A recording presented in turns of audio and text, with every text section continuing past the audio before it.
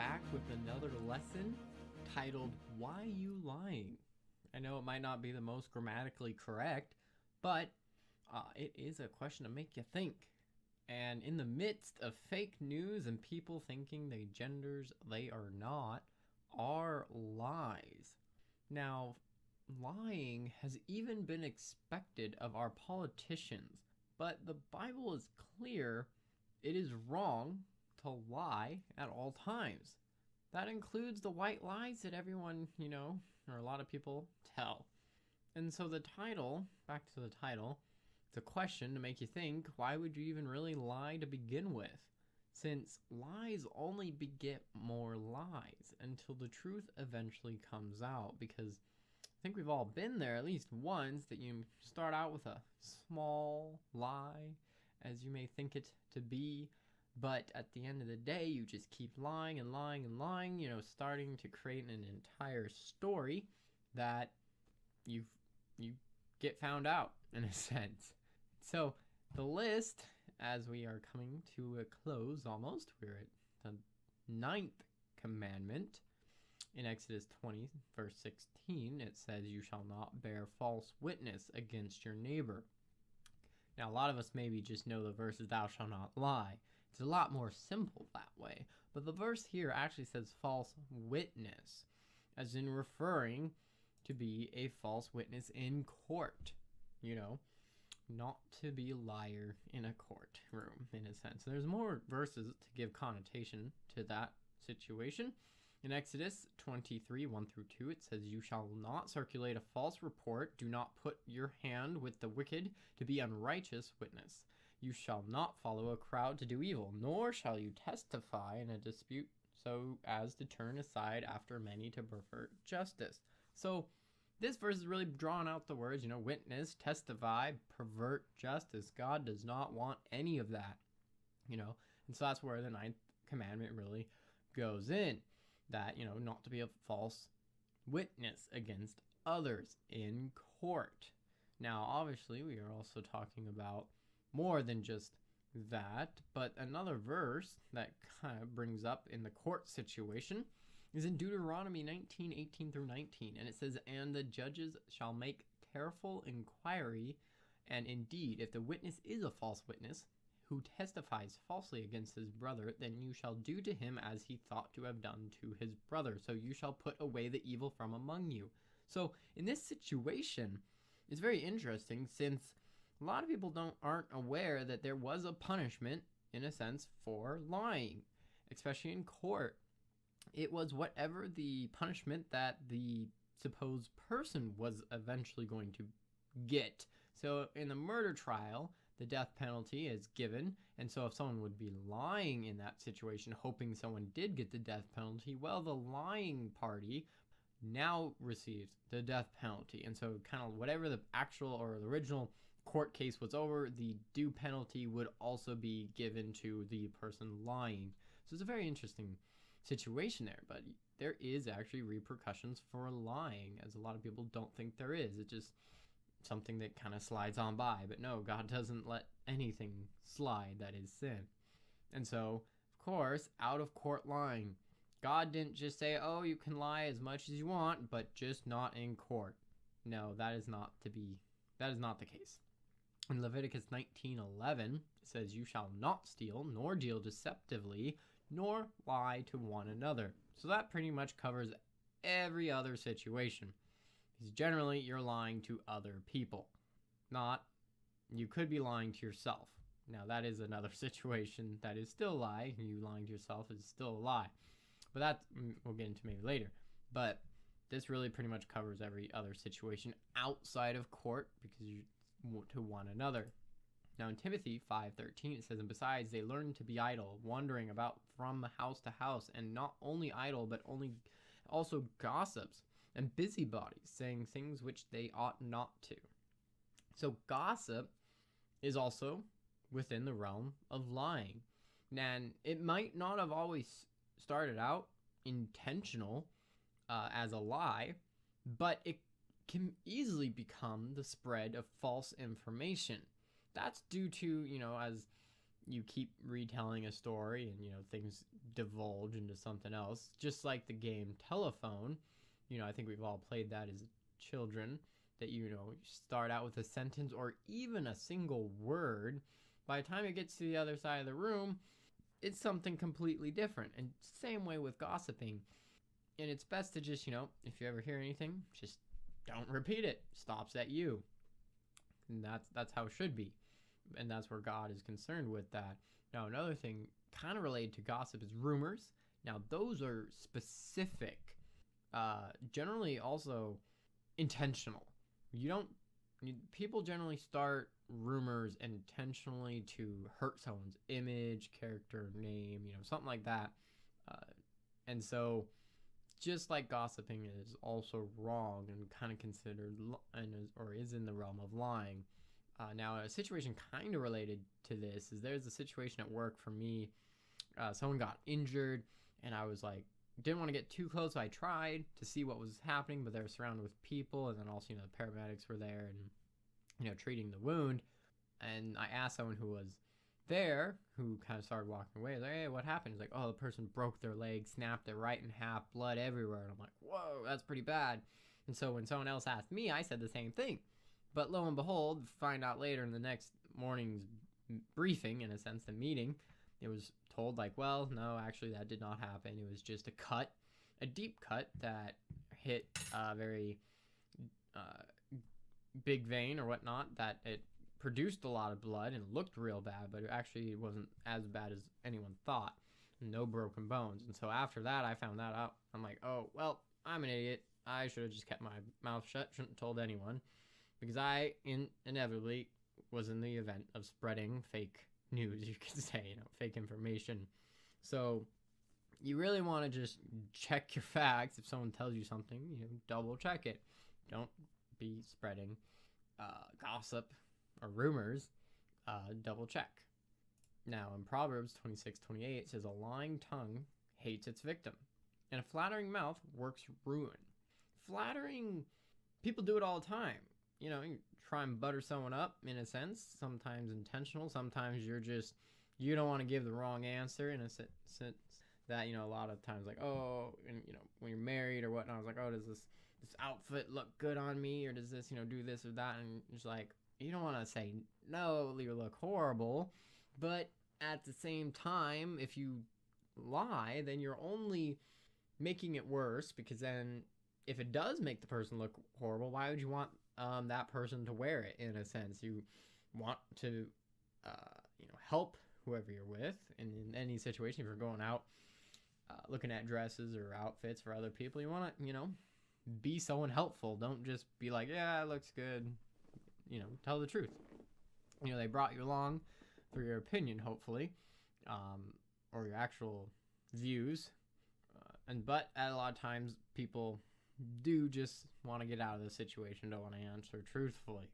And that is honestly a difficult situation. And, you can work on how to tactfully say, no, I think this, doesn't look so good. Maybe try something else.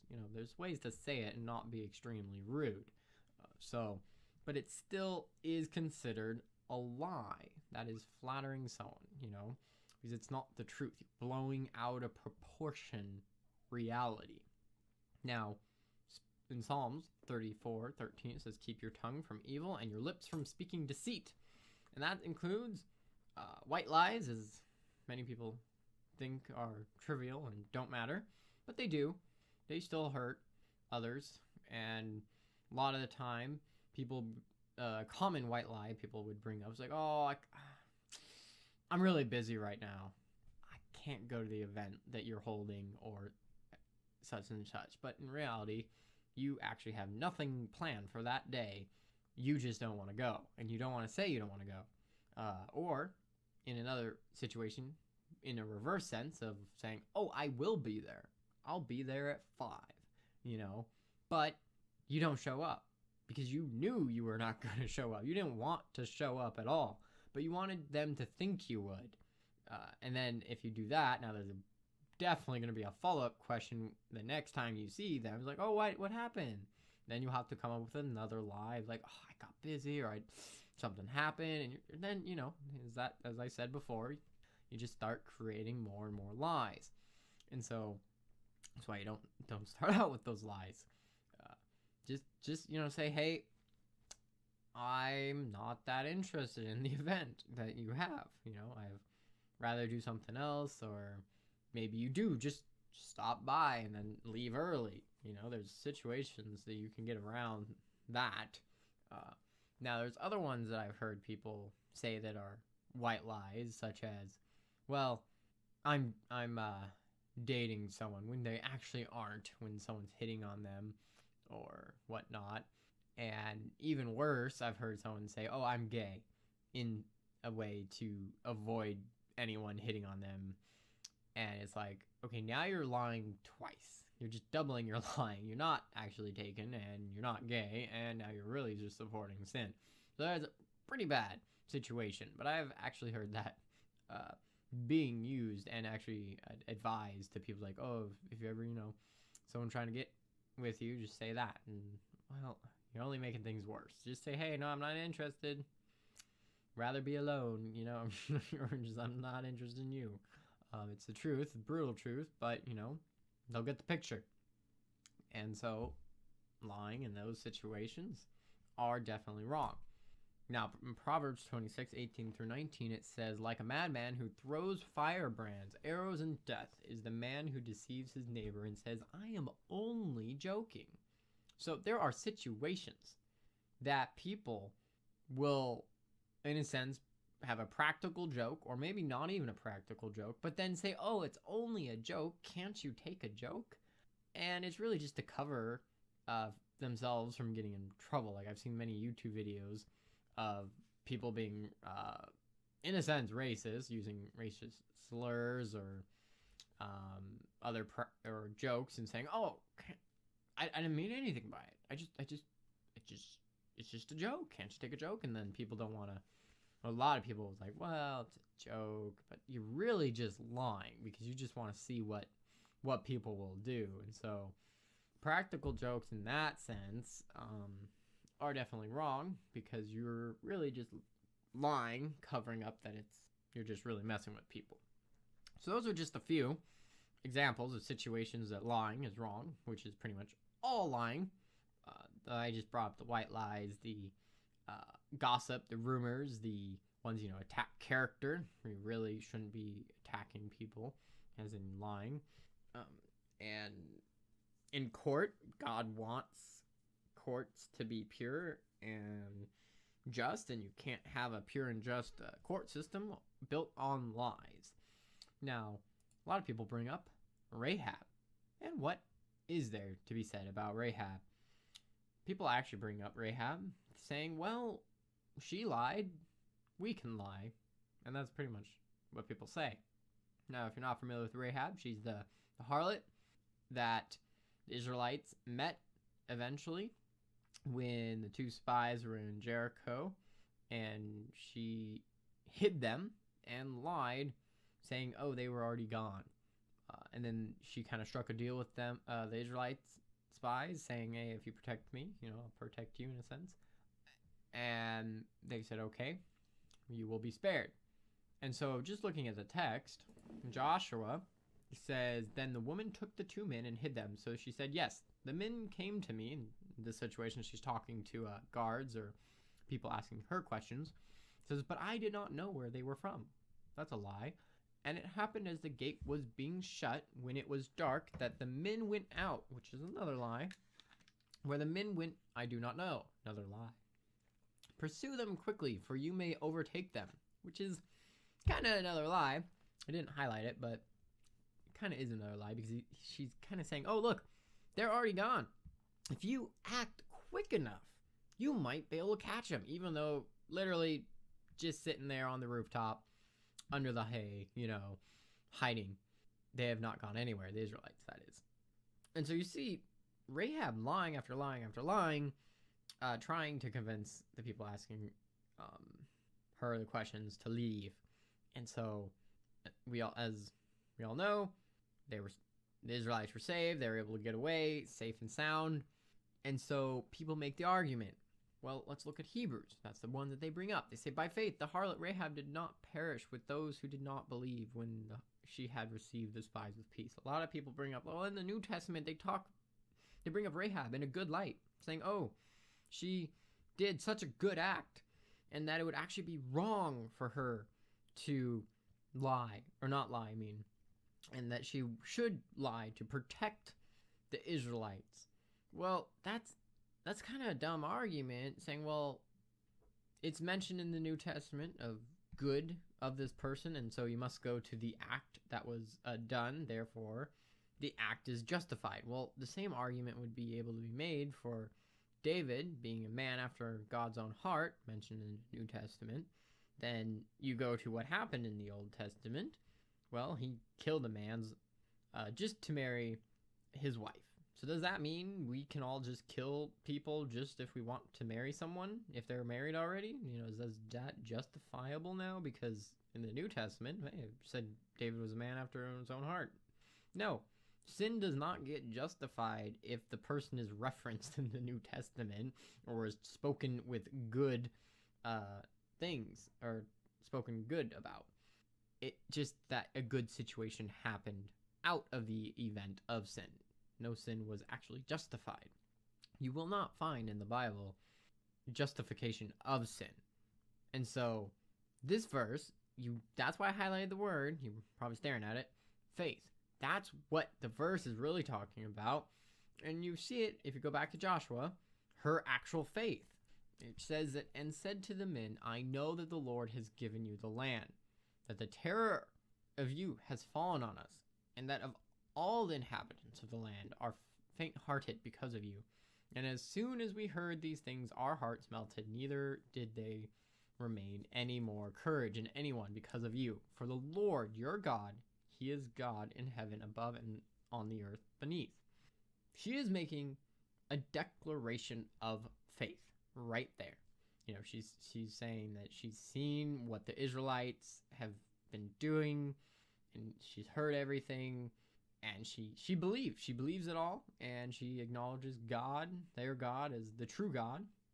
And so a lot of people make the argument that, well, at the point of lying, she was not a true believer, or others make a argument that she just became a believer and is in that situation, do not know all the rules within said belief system. In a sense, a person who becomes a Christian right off the bat and who is not grown up in the faith does not really know what is and isn't right or wrong. They have to learn, they have to be taught those things. And so obviously Rahab didn't know all these things and didn't know maybe she wasn't allowed to do that. So that could have been a very specific situation that she didn't know, but she lied because she thought that would be the best situation. Now, and that's where God works through sinners.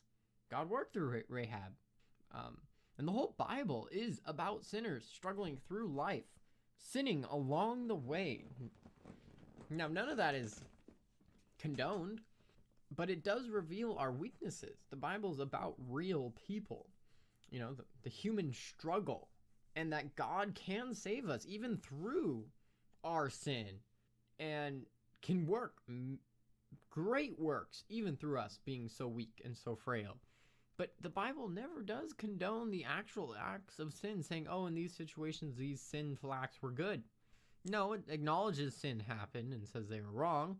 Maybe even good things happened, as a result, but they aren't condoned. They aren't saying, oh, this was necessary, this is good. No. But God does work pretty much through any ways possible, as you even see in Job. It says, and the Lord said to Satan, behold, he is in your hand, but spare his life. So Satan went out from the presence of the Lord and struck Job with painful boils from the soles of his foot to the crown of his head. And so God, even in a sense, worked through Satan, not necessarily doing the actual acts himself, but he first had to have gotten permission to do anything from God. And so everything is being worked through God. Now, when it comes to lying, do not bow down to lying. And we have a really good picture of it in Daniel. Nebuchadnezzar spoke, saying to them, Is it true, Shadrach, Meshach, and Abednego, that you do not serve my gods or worship the gold image which I have set up? If you do not worship, you shall be cast immediately into the midst of the burning fiery furnace. And who is the God who will deliver you from my hands? So in this situation, Nebuchadnezzar is saying, is it really true? You're not going to worship my God?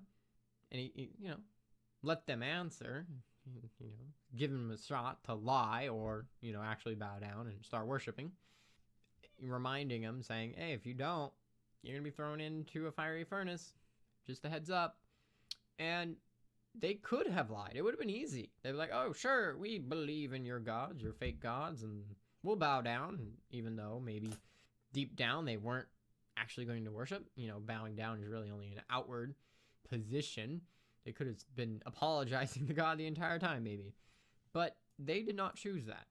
If you look at the verses following, it says, Shadrach, Meshach, and Abednego answered and said to the king, O Nebuchadnezzar, we have no need to answer you in this matter.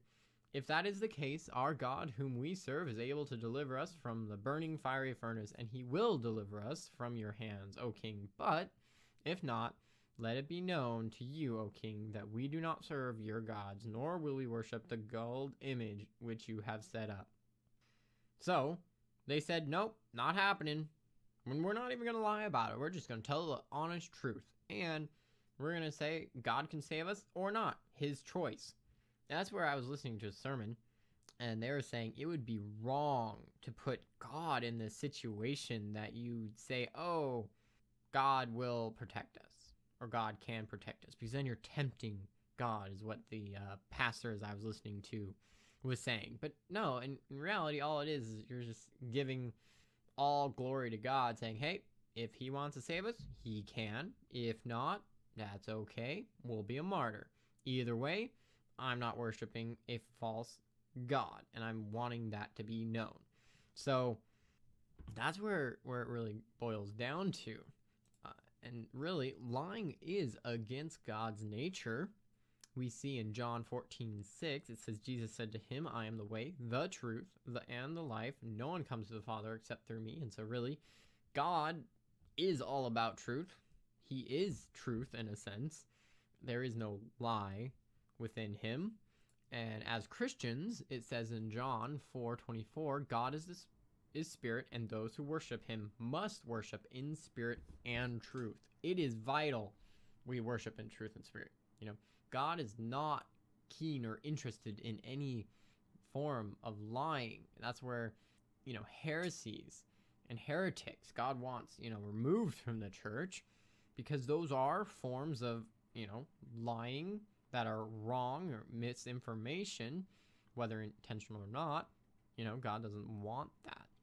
And so that's very vital as Christians to be, worshiping in truth. And that's where kind of related is Christians, or at least true Christians or morally sound Christians, have been against gender confused, as I would say, people who say they are genders they are not. Because to Christians, it's like, hey, you're living a lie. You are not the gender you think you are biologically. And so that's, in a sense, partly why Christians have been against that so harsh, at least recently, especially because it's kind of blowing up, becoming more popular these days with transgenderism and all that. But nonetheless, is because they are just lying to themselves. And that really doesn't change the fact of whether you can lie or not. If it's to yourself, you're still lying, even if it's to yourself. The same thing is with murder. It's like, hey, it's still murder if you kill yourself, in a sense. It's still premeditated. Now, in the exact opposite sense, in John, it says you are of your father, the devil, and the desires of your father you want to do. He was a murderer from the beginning and does not stand in the truth, because there is no truth in him. When he speaks a lie, he speaks from his own resources, for he is the liar and a father of it. Jesus is speaking here and is saying Satan, the devil, is the father of lies, And so on one side, you have God, His image is truth bearing, what is absolute truth. Then on the opposite side, Satan is the father of lies, And so any pastor or preacher that's trying to convince you that lying is good and that you should in certain situations, or even, it doesn't have to be a pastor, it could be just your friend saying, "Oh, you got to lie for me. Don't do it." Who is that calling upon, in a sense? Who's the father of lies? That's Satan. You're giving in to him in those situations. And so really you want to abstain as much as possible or completely from lying. And in 1 Peter it does say, "For whoever desires to love life and see good days, let him keep his tongue from evil and his lips from speaking deceit." And that's where lying really boils down to deceit, any form of deception. But saying, if you want to love life and enjoy life, see good days, don't try to lie. Do not deceive others. Be truthful, honest to one another. Be good to one another, in a sense. Now, there's a lot of things that could be said in situations of lying. I only brought up a few. And some things for you guys to think about is pleading the fifth or not answering at all. Those are kind of some questions like, well, can Christians plead the fifth? In the Constitution, we are given that right. And we do see in one situation, Jesus doesn't quite answer directly to a question, and some kind of say, well, that's pleading the fifth. He didn't answer. Well, it kind of seems like he answers a little bit later, and I thought about bringing up some of those verses, but it does seem like you could not directly answer in certain situations, but it really depends on the specific situation. And I can't really just give a blanket statement of like, all these situations are good, these situations are bad. So it's something you really have to think about on your own. Now, omitting parts of the story. There's another one. Now, in situations that you're trying to deceive someone, saying, "Ooh, if I don't tell this part, they won't think that you're deceiving." But if it's like, well, I'm going to cut this part out of my story that I'm telling because it's just boring, or I need to shorten the time to make it, people can pay attention and not get bored. That makes sense. You're not lying. You're just leaving certain parts out. Now, replying with another question. This is a tactic a lot of politicians use during debates for, election years, that when they ask a question, they'll answer with another question, almost as like, well, I don't think your answer was correct. My question is the better question to ask. It's kind of like a red herring is, hey, look, over here, this is more important. Kind of confuses the people. That's another interesting situation that people can do. And so that the question is that right or wrong? And it kind of goes to questions. Are you trying to deceive people, or are you honestly like saying, well, no, your question isn't quite correct. It wasn't formed properly. And as you in court, and sometimes they'll try and trip you up with asking you a question that either way you answer yes or no, you're still wrong. And so that's where you kind of go back to the plead the fifth, like, well, I don't want to answer that question. Or you ask another question like, well, if you asked it like this is how I would answer. So it's, again, context. Now, bluffing actors and magic tricks are often brought up in situations like this. It's like, well, are those lying? Well, not really, because lying, you're trying to deceive someone intentionally with them not knowing it. You don't normally tell someone, oh, I'm about to lie to you, and then you lie to them. It won't work, because then they know you're being lied to. Now, but in bluffing, like you're playing poker, you full well know they're not going to tell you exactly what cards they have in their hand, or acting that it's not actually true. They're not actually the people in the story. They're acting. These are all situations that aren't really actual lying, because it's expected. And so those are kind of interesting area that it kind of seems like a lie, but it's actually not. Now, as I kind of bring up practical jokes again, that there's many different situations that can be, but generally sometimes in the act of practical jokes, you'll lie, like, oh, go over here, there's cake, and the person's expecting cake, but then he gets, water bucket falls on him and he gets soaked. You lied to get the person to do something. So there's a lot of situations like that. You're still lying. Maybe not exactly the practical joke in it of itself as a lie, but you kind of get the point. Now, lastly, the most heated debate is the act of protection. A lot of people give the question of, well, if I'm in Nazi Germany and, soldiers come around, do I say I have Jews in my house? Yes, no. And you kind of go back to the Daniel passage and say, well, they were basically asked, were they going to believe in the false belief or not? And if not, they'll be put into a fiery furnace. And so they didn't lie. Now, there's other situation, as in more or semi-modern, is Columbine many years ago. And some people went around saying, okay, in a school, are you Christian? Yes, no. And anyone who said yes was shot. And so in those situations, it's like, well, you want to tell the truth? Die a martyr. And so we don't see anywhere in the Bible that specifically state, oh, well, if you're in danger, any form of danger, it's probably best to die. I mean, not die, to lie. And so, but we don't see that. We see many people in the Bible telling the truth, and martyrs, early church fathers and whatnot. They were all about honesty and professing the name of the Lord Jesus Christ to the very end. Even if it got themselves killed, they wanted everyone to know that they believed in God. And so in the act of protection, it's really not an excuse, whether it be yourself or others, to not or to lie. So those are just some things that you guys can really wrestle with. Outcomes don't justify sin. That's just something you should really think about too. Just because something good happens at the end of it doesn't mean the acts that were done to get there were okayed or allowed or approved of by God. No, that is not the case. So with that, thanks for listening in again. I'd love to read your comments on the comments section below. But until then, see you next week. Thanks.